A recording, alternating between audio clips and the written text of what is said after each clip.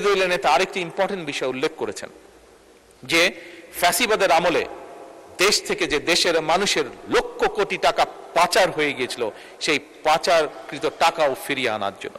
মাননীয় স্পিকার, আপনি এবং আপনার মাধ্যমে সমগ্র সংসদ অত্যন্ত খুশি হবেন যে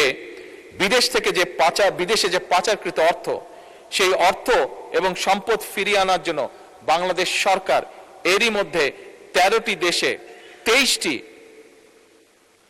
মিউচুয়াল লিগ্যাল অ্যাসিস্ট্যান্স রিকোয়েস্ট পাঠিয়েছে মাননীয় স্পিকার।